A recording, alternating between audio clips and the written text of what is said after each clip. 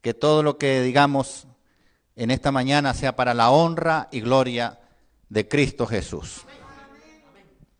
El tema de esta mañana lleva por título, Probad los espíritus. Y el versículo que lo leímos, lo vamos a leer nuevamente, está allí en Primera de Juan, capítulo 4, versículo 1, que dice así: Amados, no creáis a todo espíritu, sino probad los espíritus si son de Dios, porque muchos falsos profetas han salido por el mundo. Cuando nosotros leemos este versículo, pareciera que el Señor nos está pidiendo que tengamos una sesión espiritista. Y vamos entonces a invocar espíritus de muertos y ver a ver si son de Dios o no son de Dios. Pareciera que fuera así, pero en realidad no es así. Ustedes conocen un versículo que se encuentra allí en Filipenses 2:13, capítulo 2, versículo 13 de Filipenses, que dice: porque Dios es el que en vosotros produce así el querer como el hacer por su buena voluntad. Quiere decir entonces que si nosotros estamos en Cristo, el Espíritu Santo trabaja en nuestra mente y en nuestro corazón. Y Él es el que nos mueve a nosotros a hacer lo que hacemos. Por ejemplo, venir hoy, en sábado, a adorar a Cristo Jesús. Venir a la iglesia, estudiar su palabra. Durante la semana estudiar la escuela sabática, leer las escrituras, orar, dar testimonio a otras personas de que pertenecemos a Cristo Jesús. Así que hay un espíritu que nos mueve a nosotros a hacer todo eso. Y ese es el Espíritu Santo. Sin embargo, el Señor nos advierte que seamos cuidadosos, que seamos cautelosos, porque hay otros espíritus que no es el Espíritu Santo y que mueve a otras personas.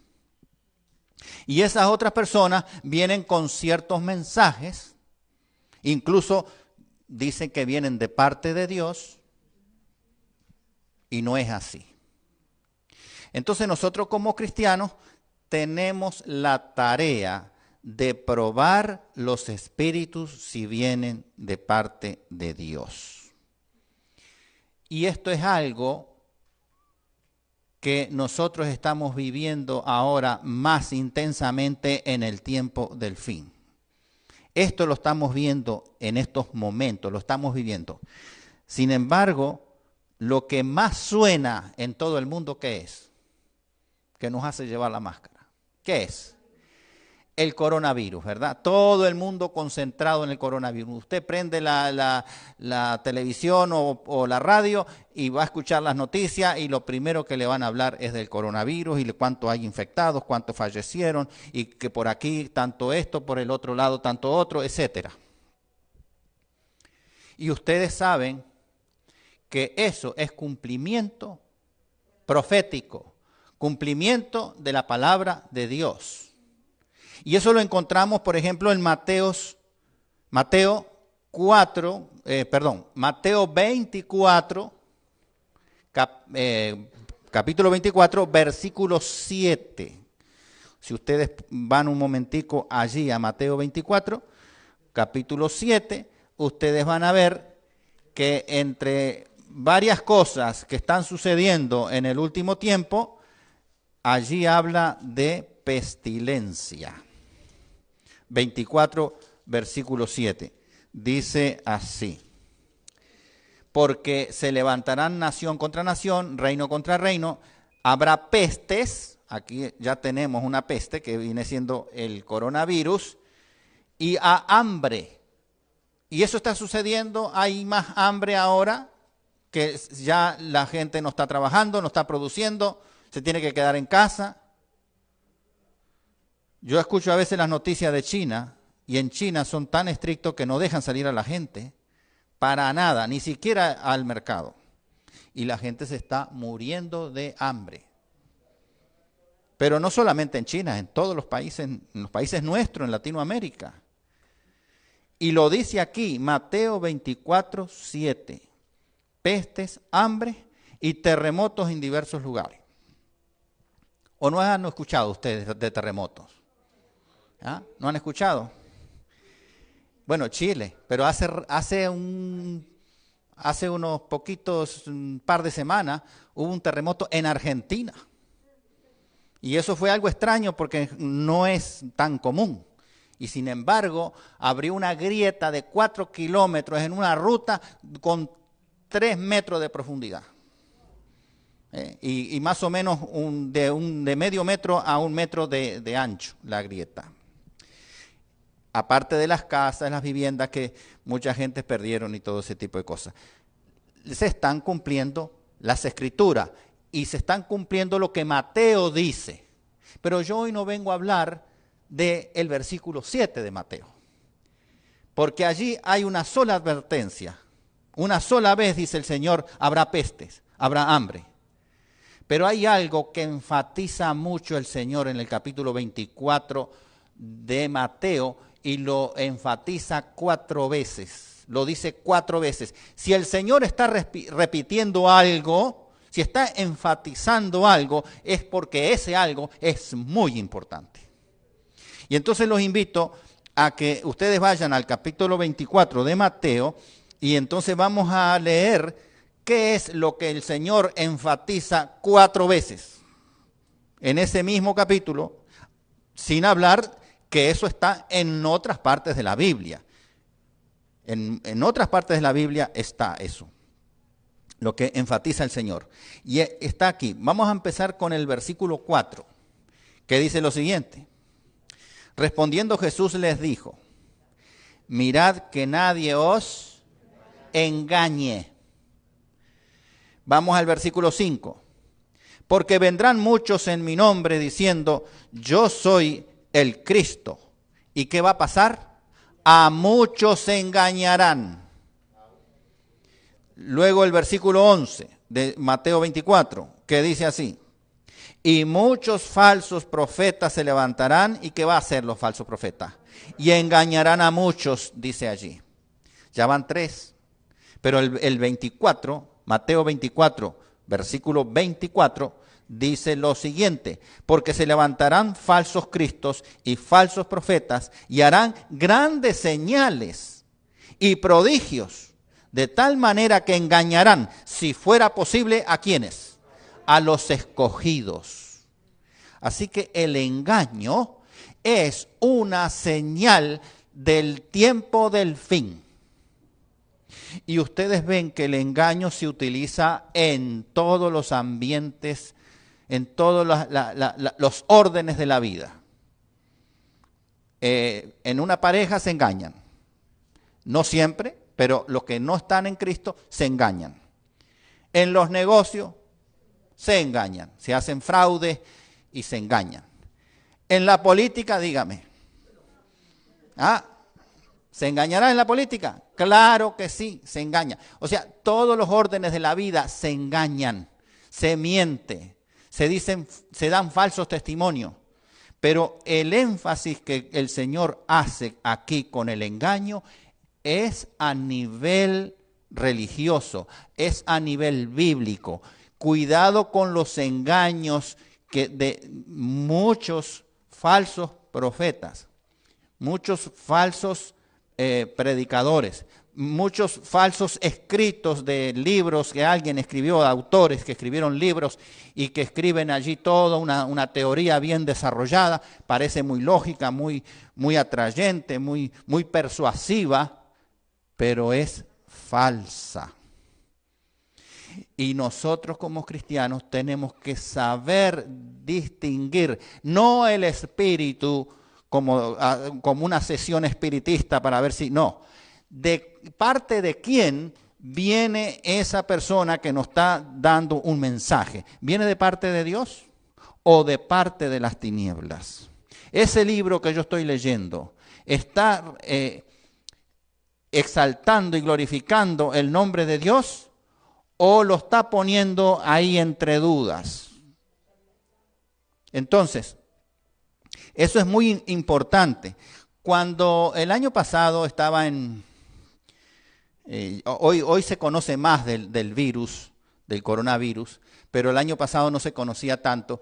Y me llamó la atención una frase que dijo una persona encumbrada, un político muy encumbrado, y a lo mejor ustedes por la frase sabrán quién lo dijo.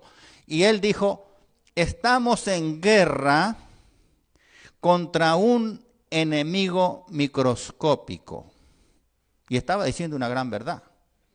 Estamos en guerra y hay un enemigo microscópico que nos está atacando y nos está diezmando a la población, la está matando. Pero nosotros tenemos otra guerra de hace mucho tiempo y es con un enemigo invisible. Nosotros lo sabemos porque allí en Efesios 6, versículo 12, dice que nuestra lucha no es contra sangre ni carne, sino contra principados, potestades, gobernadores de las tinieblas y las huestes espirituales de maldad. Nosotros tenemos esa guerra y también está anunciado allí en Apocalipsis 12, 17, donde dice, y entonces el dragón, ¿y el dragón a quién representa? Al enemigo. Se llenó de ira contra la mujer, y la mujer ¿a quién representa? A la iglesia. No es una mujer que viste y calza, sino es una representación, un símbolo de la iglesia. Así que el enemigo, Satanás, se fue a hacer guerra contra la iglesia, contra el pueblo de Dios. Y se fue a hacer guerra contra el resto de su descendencia, con ese remanente. ¿Cómo se distingue ese remanente? Aquí lo dice en Apocalipsis 12, 17. Dice, los que guardan los mandamientos de Dios y tienen el testimonio de Jesucristo.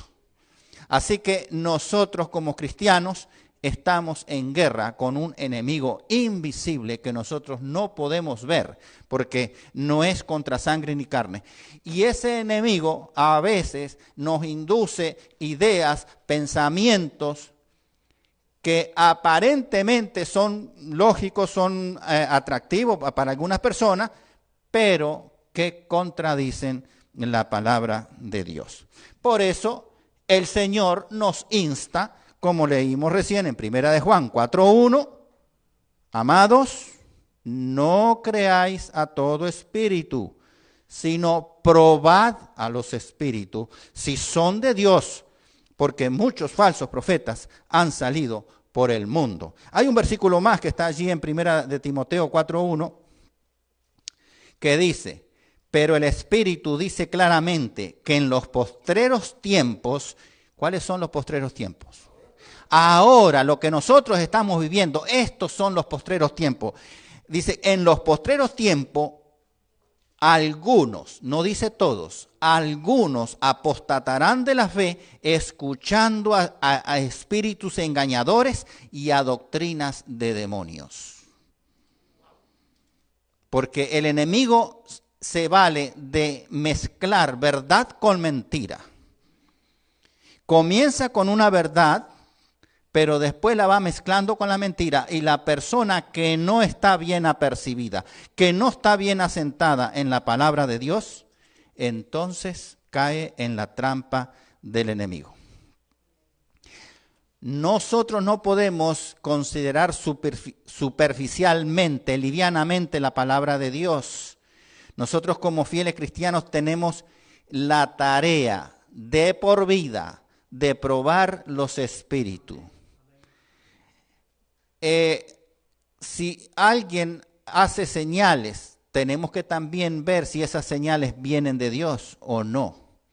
Yo recuerdo que cuando yo pastoreaba una iglesia en Sur Carolina, le había hablado a dos personas que vivían en el norte de las Carolinas y le había dado, digamos, la fe de Jesús. Una de esas personas es fiel hasta el día de hoy, pero la otra de pronto me dice, sí, yo estoy yendo a la iglesia. Ah, qué bien. Y dice, no, pero estoy yendo el domingo. Digo, me sorprendió, pensé que él se estaba congregando en el norte de las Carolinas en una iglesia adventista que guarda el Shabbat. Y él se fue el domingo. Él estaba yendo el domingo. Le digo, y después que yo te expliqué que el día del Señor correcto es el sábado, tú vas y te congregas un domingo en una iglesia que adora a Dios en domingo.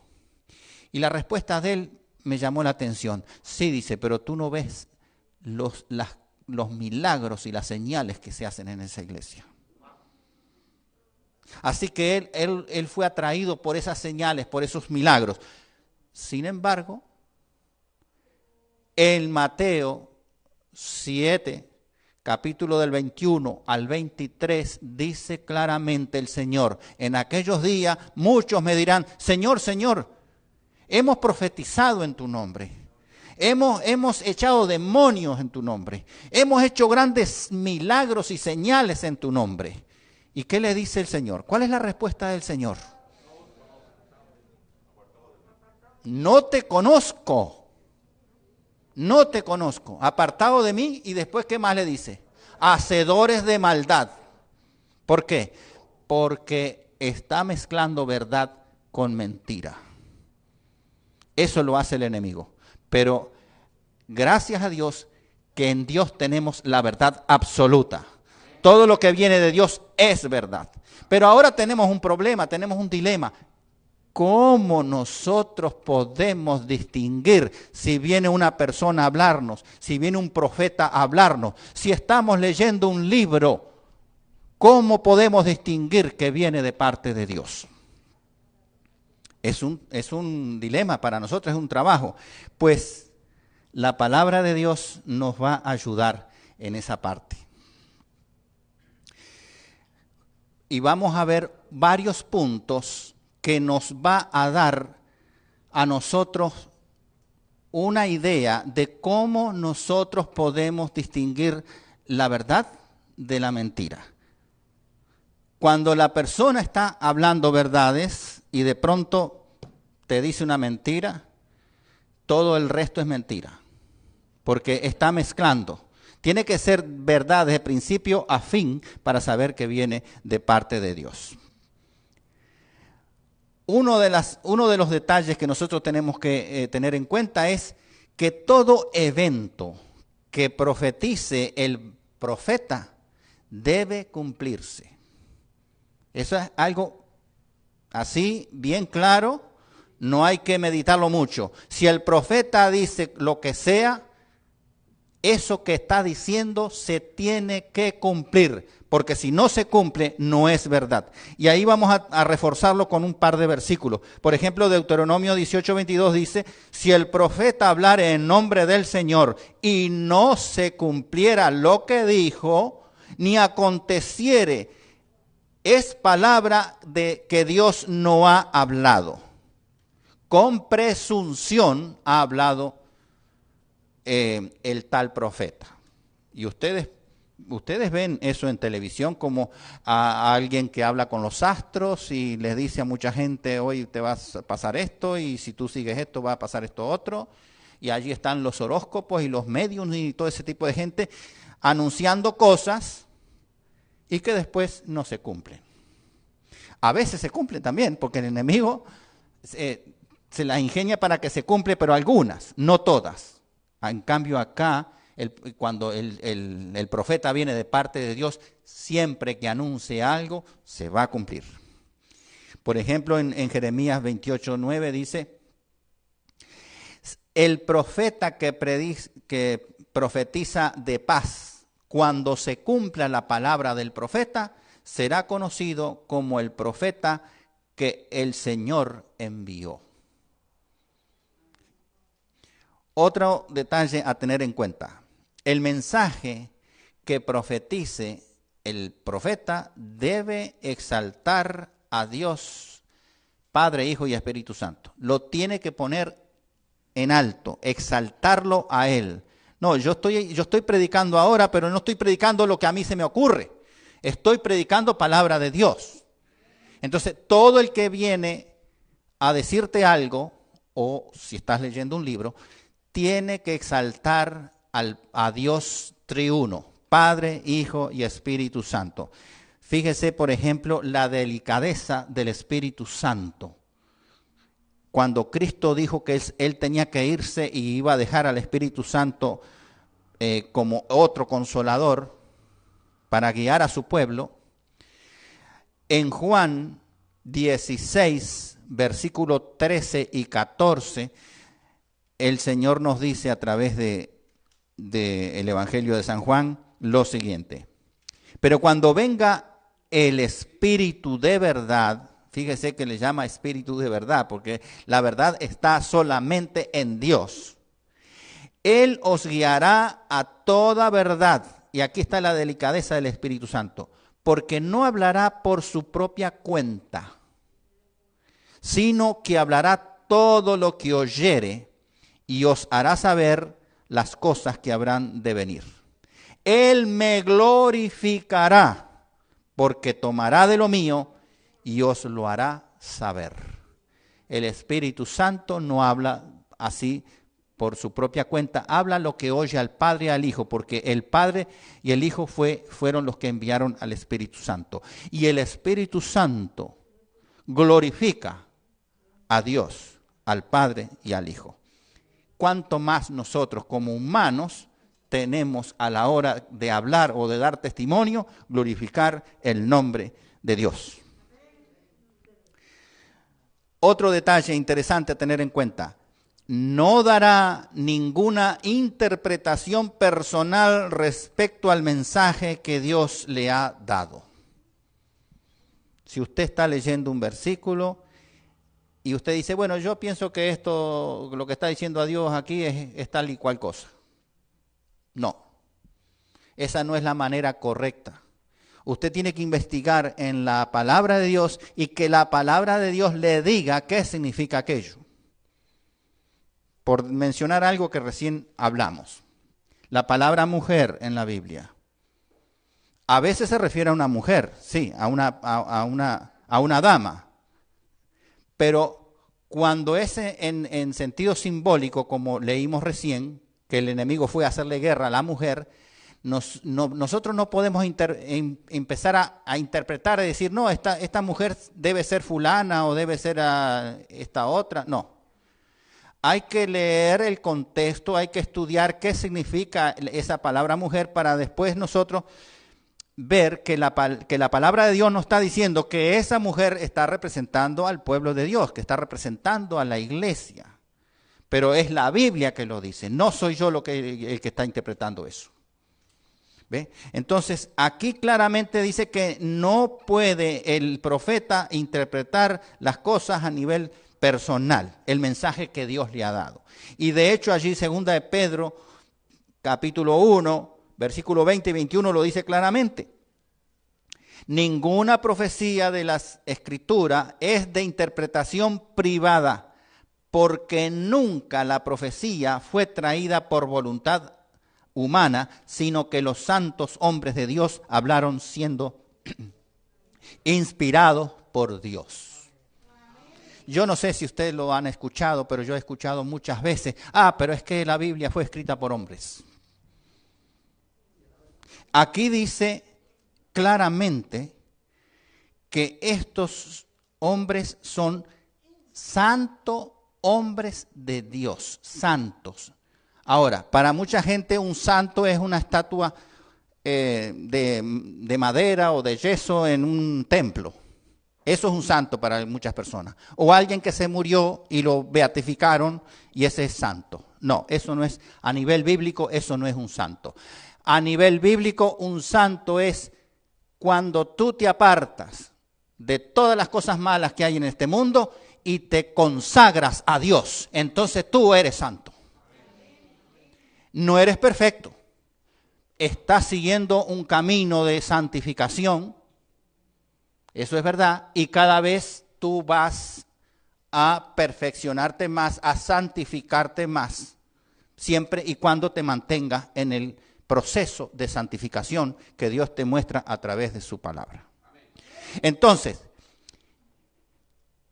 primero y principal, Dios va a escoger a un santo, es decir, una persona que abandona el mundo y se entrega a Él, lo escoge primero, luego lo capacita, por ejemplo, a Moisés, lo sacó de Egipto y lo capacitó durante 40 años. Y tuvo que hacer una capacitación de muchos años porque él iba a hacer una función muy especial. Sacar al pueblo de Dios de Egipto, de la esclavitud. Así que tenía que tener una buena preparación. El Señor lo escoge, lo prepara y luego, como dice el versículo aquí, lo inspira a través del Espíritu Santo. Y entonces la persona así, en esas condiciones, es cuando va a dar el mensaje, cuando va a escribir parte de la palabra de Dios.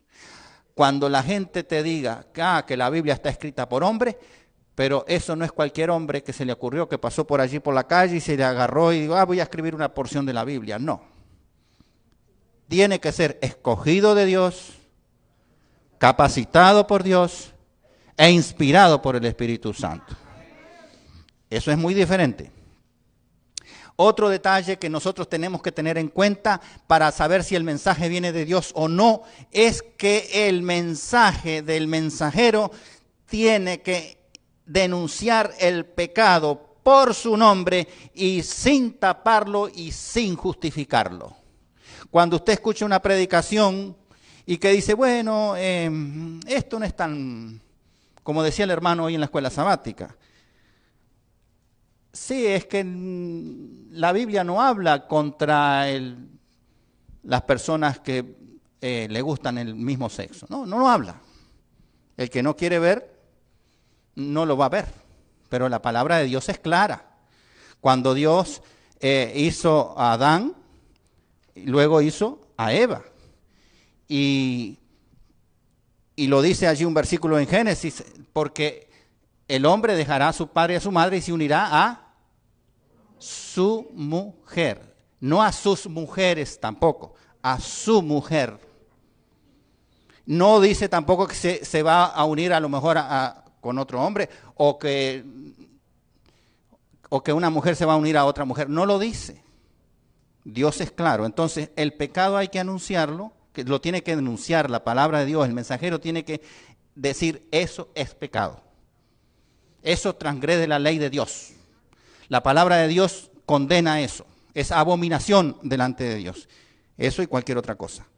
Acá hay un versículo que lo reafirma, que está en Isaías 58:1, que dice, clama a voz en cuello, no te detengas, alza tu voz como trompeta y anuncia a mi pueblo su rebelión y a la casa de Jacob su pecado. Así que el mensaje también tiene que, si hay pecado, tiene que denunciarlo con todas las letras. El mensaje que viene de parte de Dios también advierte a la iglesia acerca del juicio venidero, para que la iglesia se prepare. Cuando usted escucha predicaciones o lee mensajes y que no hablan que hay un juicio, y aparentemente hablan temas de la Biblia, pero no advierte a la iglesia que hay un juicio y que nosotros tenemos que prepararnos para ese juicio, porque nosotros vamos a ser juzgados por el Dios, por el Rey Supremo, del Rey de todo el universo. Vamos a ser juzgados en su momento. Dios lleva todo un orden, pero en algún momento Él va a empezar con los que estemos vivos. En esta hora el juicio ha comenzado por los muertos en 1844. Entonces la persona que trae el mensaje tiene que advertirle a su compañero de camino, el que camina con él por las sendas espirituales, advertirle que hay un juicio y que para ese juicio vamos a comparecer y que nosotros tenemos que prepararnos mientras tengamos vida.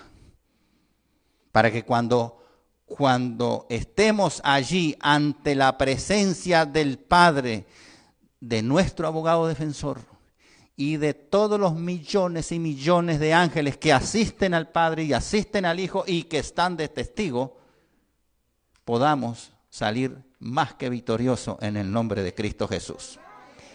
Así que se requiere una preparación ahora, no después. Y esto lo dice Apocalipsis 14:7. Temed a Dios y darle gloria. Es decir, respeta a Dios, respeta su palabra, sé temeroso de las cosas sagradas. Prepárate. Y entonces sigue diciendo, porque la hora de su juicio ha llegado. Y adorad al Dios verdadero, el que hizo el cielo, la tierra, el mar y las fuentes de las aguas. No te equivoques de Dios. Es una advertencia tremenda, poderosa. Otro punto. El mensaje profético tiene como objetivo edificar a la iglesia. Tiene que edificar a la iglesia. Ese libro que usted lee, esa predicación que escucha, esa palabra que recibe de alguien que usted no conoce y que parece una persona muy consagrada y lo está invitando a una reunión para escuchar de la palabra de Dios, tiene que edificar la iglesia. Si esa reunión es para tirarle piedras a la iglesia, porque la iglesia se está yendo para Babilonia, etcétera, no viene de parte de Dios. Y acá vamos a leer un versículo que lo refuerza, que está en 1 Corintios, capítulo 14, versículos 3 y 4, que dice, pero el que profetiza habla a los hombres para edificación, exhortación y consolación. El que profetiza edifica la iglesia. Así que usted, cuando va a escuchar un mensaje que exalta a Dios, que glorifica a Dios, al Padre, al Hijo y al Espíritu Santo, y pone en alto la palabra de Dios como la palabra profética más segura, entonces ese mensaje sí viene de Dios. Y usted va a salir fortalecido en la fe, enriquecido. Usted habrá dado un paso más en ese proceso de santificación. Sigamos adelante. El mensaje profetizado debe estar en perfecta armonía con la palabra de Dios. Tiene que estar al 100% en armonía con lo que Dios dice en su palabra. Y ahí tenemos nosotros un versículo muy claro, muy conocido, Isaías 8:20, que dice, a la ley y al testimonio, si no dijera conforme a esto, es porque no le ha amanecido. Pero permítame explicar qué significa eso, porque adventistas de muchos años no entendían qué estaba diciendo el Señor a la ley y al testimonio. Si no hablare conforme a esto es porque no le ha amanecido. Y usted dice, ¿es posible eso? Sí, es posible. Es posible. Mire, cuando dice que no ha amanecido, significa que es de noche todavía, no ha amanecido, está oscuro. Está oscuro, pero hay que llevarlo al plano espiritual. Está oscuro significa que está en tinieblas espirituales, está en oscuridad espiritual. Eso significa. Bueno, pero ¿qué significa a la ley y al testimonio? A la ley, ¿qué es la ley? ¿Los 10 mandamientos nada más? No, lo que dijo el hermano, la Torá, que viene siendo el Pentateuco para nosotros, los 5 primeros libros de la Biblia. Esa es la ley. ¿Dónde está incluido los 10 mandamientos? 2 veces, porque está en Éxodo 20, del 1 al 17, pero también está en Deuteronomio 5. Está repetido, los 10 mandamientos. Entonces, esa viene siendo la ley. Así que el profeta o la persona que venga a hablar tiene que estar en armonía con la ley de Dios, con esos 5 libros. Pero acá Isaías está diciendo el testimonio.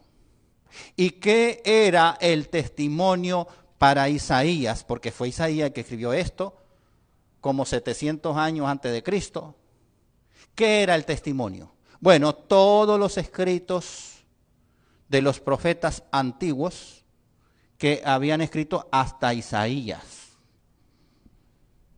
Pero si nosotros vamos a Juan 39, Juan 5, 39, Cristo dice, vosotros escudriñad las Escrituras, porque en ellas creéis que tienes la vida eterna. ¿Y cómo termina el versículo? Pero ellas dan testimonio de mí. Testimonio de Jesús. Y cuando Cristo pronunció estas palabras, estaba escrito todo lo que nosotros conocemos como el Antiguo Testamento.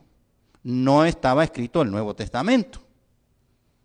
Sin embargo, en Apocalipsis 19:10, cuando Juan ve al ángel y él quiere adorar al ángel, quiere arrodillarse al ángel, el que le está dando el mensaje, y el ángel le dice, no lo hagas, no te arrodilles, yo soy consiervo tuyo. Es decir, yo estoy también trabajando para la salvación igual que tú. Yo no soy Dios, es lo que está diciendo el ángel. Dice, yo soy consiervo tuyo y de tus hermanos que retienen el testimonio de Jesús. Adora a Dios, porque el testimonio de Jesús, ¿qué cosa es? El espíritu de la profecía. Así que toda la Biblia, incluyendo el espíritu de profecía, es el testimonio. Entonces cuando Isaías 8:20 dice a la ley y al testimonio, si no habla conforme a la ley y al testimonio, es porque está en tinieblas espirituales, es porque no le ha amanecido, todavía está de noche, todavía está oscuro, no ha recibido la luz, como también le estudiamos hoy, la luz de Cristo, la luz verdadera, no ha recibido la luz. Así que tiene que hablar en armonía con lo que dice la palabra de Dios. Sigamos adelante. Otro punto, enseña que Dios en la persona del Hijo se encarnó, se hizo hombre, habitó entre nosotros. El que da el mensaje tiene que creer esto, tiene que exaltar este evento importantísimo, que Dios en la persona del Hijo se encarnó en un niño, en un bebé, se hizo hombre, habitó como nosotros, como un humano como nosotros. Y luego, bueno, fue crucificado, muerto, sepultado y resucitó al tercer día y ascendió a los cielos.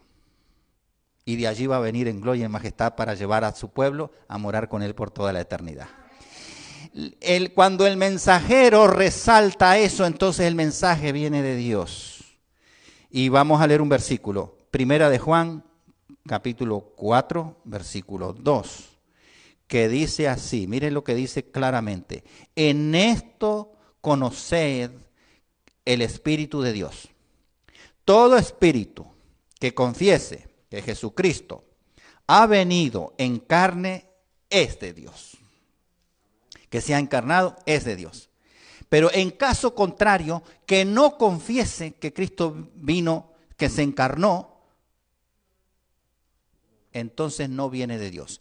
Y hay unas cuantos miles de personas que dicen que Cristo sí fue un profeta, fue un maestro que sabía mucho, etcétera, que era judío, pero que no es Dios encarnado. Ellos dicen que no era Dios encarnado, entonces ese mensaje no viene de Dios. No viene de Dios ese mensaje. Aquí lo dice claramente la palabra de Dios. Otro detalle muy importante. Es humilde, el mensajero tiene que ser humilde por cuanto el profeta se somete a la voluntad de Dios. Y aquí la humildad no se está refiriendo a capacidad económica, porque mucha gente, muchos de nosotros tenemos la mala interpretación de ver una persona que vive a lo mejor en una casita así de madera y chiquitica y con muchas necesidades. Decimos, ay, qué humilde aquella persona. Esa persona será muy pobre, pero no humilde. Hay que ver si es humilde. Porque la humildad está en el carácter, no está en cuanto tú tienes en el banco. En el carácter. Y el carácter humilde es aquel que se somete a la palabra de Dios. Si Dios te dice, esto que tú estás haciendo está mal, va en contra de mi ley, el Espíritu Santo te lo dice. Vamos a poner un ejemplo. Si estás fumando, bueno, estás dañando tu cuerpo, tu mente. Y tu cuerpo es templo del Espíritu Santo. Entonces tú sabes, tienes que dejar ese mal hábito. Que hay algunos hombres que tienen 2 y hasta 3 hogares diferentes y hijos en cada hogar. Bueno, eso está mal. Eso está mal. La palabra de Dios dice que es un solo hogar que tú debes tener, no 2 o 3. Pero la persona tiene que ser humilde y decir, sí, Señor, tiene razón, a partir de hoy dejo ese hábito. Pero si la persona sigue su curso de vida como la venía haciendo, no es humilde, porque no se somete a la palabra de Dios. Entonces, el mensajero tiene que someterse a la palabra de Dios.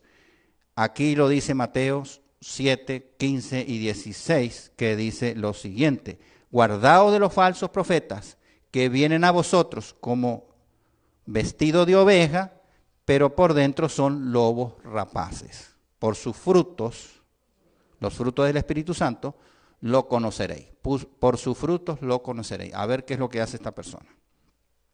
Un último punto.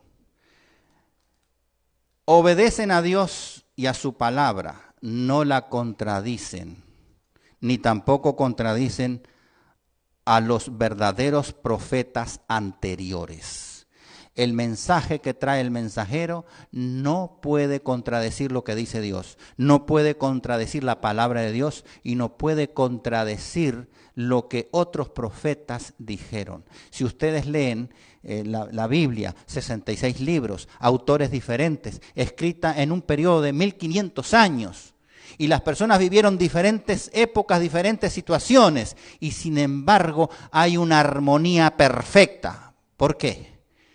Porque el autor, el verdadero autor, es el Espíritu Santo, que fue inspirando a esos autores que escribieron. Y entonces uno no se contradice con el otro. Pero cuando viene un mensaje por ahí y se contradice con algo que está en las Escrituras o en el espíritu de profecía, entonces ese profeta no viene de Dios. Deuteronomio 18:18 dice, profeta les levantaré en medio de sus hermanos como tú y pondré mis palabras en su boca y él les hablará todo lo que yo le mandare. Todo lo que Dios diga, él lo va a escribir. Deuteronomio 18:18. Y Primera de Corintios, capítulo 14, versículos 32 y 33 lo dice más claro aún. Y los espíritus de los profetas están sujetos a los profetas. Pues Dios no es un Dios de confusión, es un Dios de paz, un Dios de armonía, un Dios correcto, que tiene armonía desde lo que dijo al principio hasta el fin en su palabra. Así que esos son todos los detalles que nosotros tenemos que tener en cuenta para poder determinar si el mensaje que estamos recibiendo, sea de un predicador, sea de alguien que nos invitó, sea de un vecino, sea de un libro que estamos estudiando, reflexione, compárelo con las Escrituras y analice bien detallado a ver si reúne todos estos 10 puntos que hemos estudiado hoy. Y para darles unos ejemplos de cómo hay mensajes que se están escuchando hoy y que son mensajes aparentemente correctos, pero son mensajes equivocados. Uno de ellos es que hay muchos predicadores que anuncian el día y la hora, o por lo menos el año, vamos a no poner día y hora, pero el año de que Cristo viene. Sabemos por las señales que estamos viendo y que estamos viviendo, Cristo está a las puertas, va a venir pronto, pero no sabemos cuándo.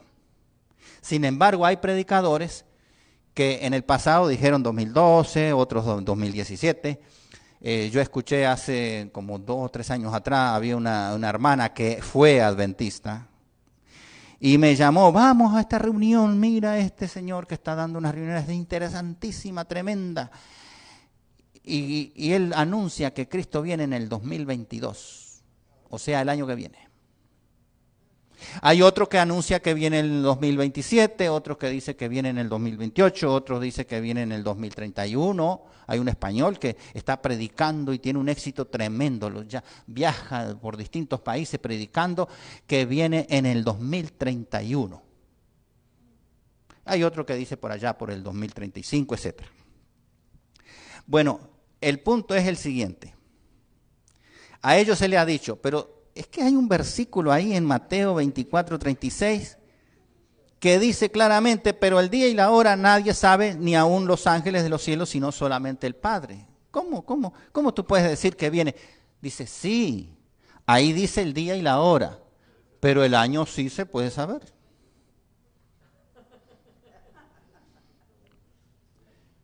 Bueno, yo encontré una cita de Ellen Goldwhite que se encuentra en Joya de los Testimonios, y es una verdadera joya esta cita.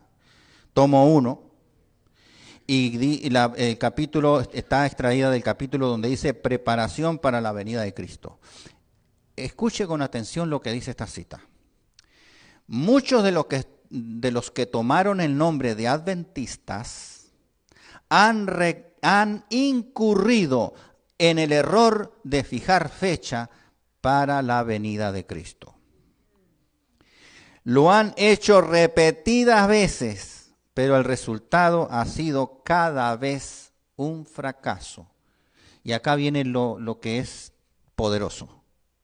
Se nos declara, dice Elena G. de White, que el tiempo definido de la venida de nuestro Señor está fuera del alcance de los mortales. ¿Qué quiere cosa más clara que esa?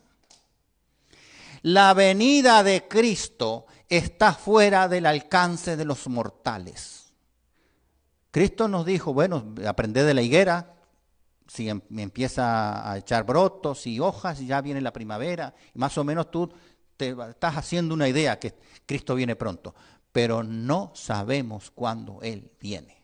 Está fuera del alcance de todos los mortales. Y luego ella termina diciendo lo que leímos en Mateo, aún los ángeles que ministran a los que han de ser herederos de la salvación no conocen ni el día ni la hora.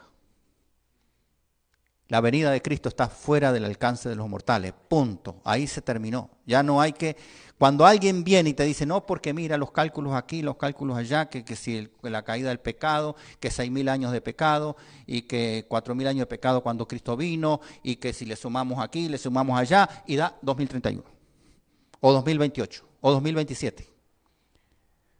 ¿No han leído esta cita? No la han leído. Ese es un error. Hay otros errores. Por ejemplo, no me quiero extender mucho, pero hay otro error que es la segunda venida de Cristo viene 2 veces. ¿Cómo? ¿Escucharon bien ustedes? Que cuando Cristo venga ahora en la segunda venida, va a venir 2 veces. Hay una teoría que dice eso. La primera vez viene invisible, en secreto. viene en secreto.